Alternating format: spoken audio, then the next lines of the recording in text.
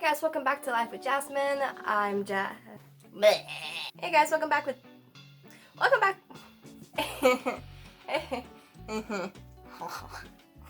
Hey guys, welcome back to Life with Jasmine, where I talk about mental health because my mind matters and I talk about it. Today, however, we're gonna be reading some scary stories. So I'm really into the paranormal. I'm really into abandoned places. I love exploring with Josh, and I love CJ's and Loie Lane and Haley Reese.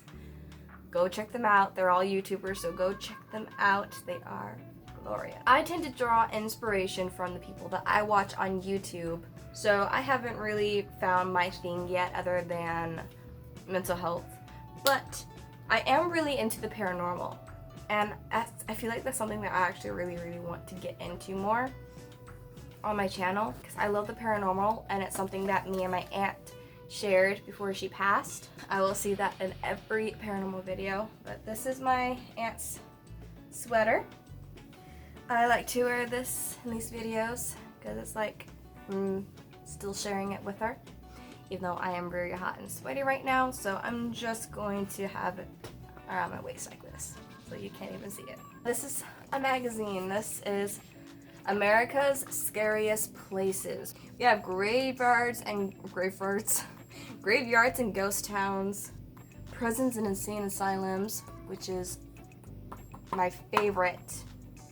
Ooh, and terror mansions, and that one screams exploring with Josh right there. All right, so this is in Cleveland, Ohio, the Franklin Castle. A string of deaths cursed this ominous mansion with a reputation for murder, spirits, and a stash of hidden bones. Even before they found the old human bones in a closet, Franklin Castle had a reputation for strange and frightening events.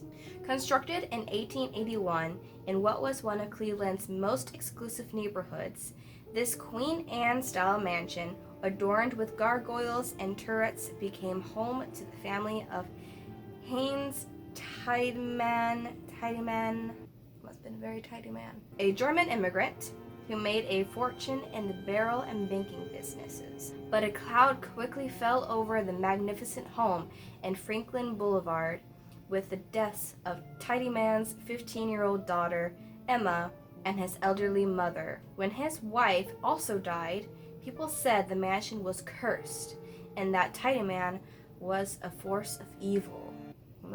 He must have not been very tidy then. Tales were told of Tiedemann building secret tunnels and hidden rooms with sliding doors where he had sexual escapades, and even committed the murders of a mistress, a servant, and an insane niece. Why was she insane though? Because, I mean, look who her uncle is. Duh. Though none of it was ever proved, the innuendo would forever follow Tiedemann and the mansion. As the house changed hands, there were whispers that it was used for bootlegging during prohibition.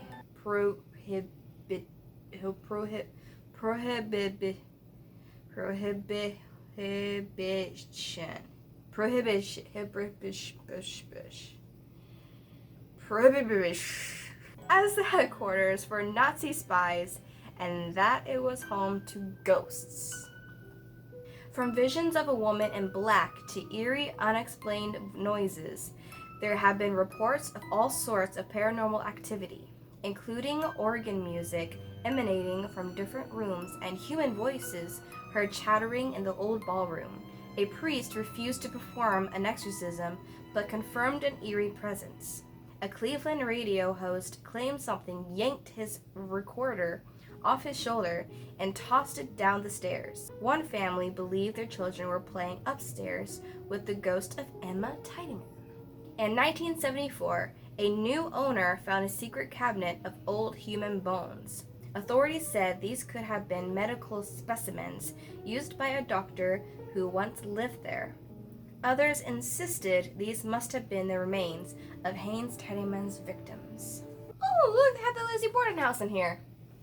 Every time I hear of the Lizzie Borden house, I just think back to, once again, Exploring with Josh's video, where they go and explore the Lizzie Borden house, and they get evidence that it was actually Lizzie Borden. Go check it out. Just go check it out. Go do it. Love that man. So that was actually pretty good. So I think I'm going to find another one. I want to read one about a mental asylum. Do we have any of those here? Stanley Hotel.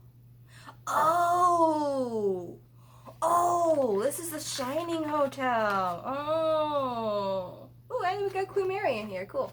All right, who wants to read about the Shining Hotel? Okay. Pictures. Estate Park, or Estes.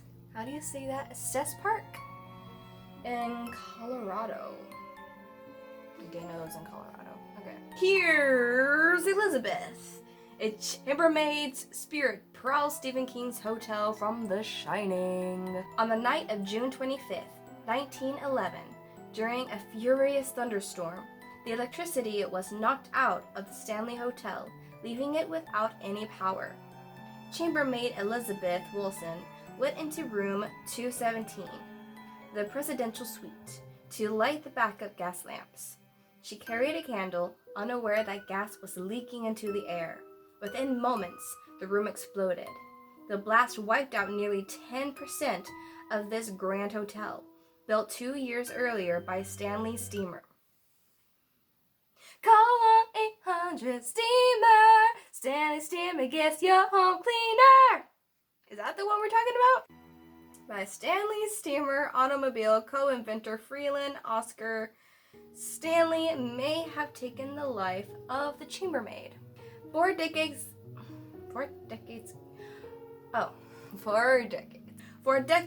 guests have encountered strange and unexplained occurrences in room 217 that many are quick to attribute to the ghost of Elizabeth Wilson. Her specter has been described as tidying the room and sometimes even climbing into bed between unmarried couples to keep them apart. Okay, honestly, if you want to come in and tidy my room, fine, go ahead. I don't care. Do what you want.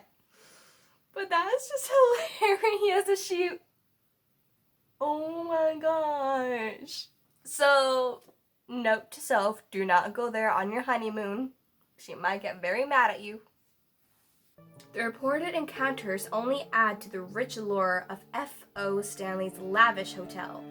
After coming to Colorado in hopes that the clear air would cure his tuberculosis, Stanley and his wife built the hotel in 1909, patterned after the luxury hotels of the East. Though located in the wilds of the West, the Stanley Hotel boasted the then modern amenities of electric lights, telephones, and in-room bathrooms. Guests naturally had use of a fleet of Stanley steamers. He had a whole fleet. But by the 1970s, the hotel had fallen into decline. It was during this era that writer Stephen King checked in with his wife, hoping that a change of scenery would snap him out of a bad case of writer's block. It sure did. Visiting during a fall snowstorm in the off-season, we were the only guests as it turned out. The following day, they were going to close the place down for the winter, King recalled. Wandering through its corridors, I thought that it seemed the perfect, maybe the archetypical setting for a ghost story.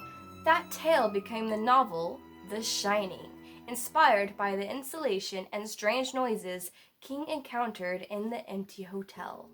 In later years, the Stanley Hotel was restored to its old glory, and it now stands as one of the most upscale destinations in the country. But none of the upgrades seem to have impressed the ghost, who reportedly rattle and chatter, move around the furniture, and turn the lights on and off. Well, the chambermaid spirit is said to be the strongest, even as the story about her garbled in multiple contemporary news accounts. Some say the explosion sent the maid into the McGregor dining room below room 217, and that she suffered 2 broken ankles but recovered, with Stanley paying her hospital bills, to work in the hotel until the 1950s. Other reports say Wilson died in the fall to the dining room, where, according to the Denver Post, a fashionable throng of guests was finishing dinner. Well, dang! Whoa! In fact, Wilson's very existence is in doubt. Hotel officials have scoured their files but been unable to find any employee records or pictures of a worker by her name. As hotel activist Jesse Freitas told the Estes Park Trail Gazette, "This is the most paranormal story we tell because it's such a mystery." Fascinating. That was actually pretty fun. I like this. Give this video a thumbs up if you enjoyed this video as well, because I plan on doing more because that was actually pretty fun. I like this. I like this a lot. If you made it this far into the video, please comment below a ghost emoji. And please support me by subscribing, and please watch all my other videos. I really appreciate it when you do. I do reactions, I do challenges, I talk about mental health. So please go check that out. Subscribe, and then have the best day ever. Have a super sparkly day, and that's not how I do it. Stay real and have a super sparkly day.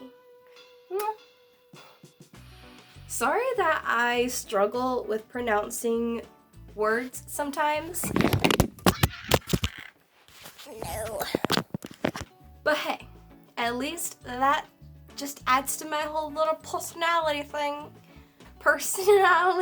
Give me a break. I'm struggling today. Okay, bye.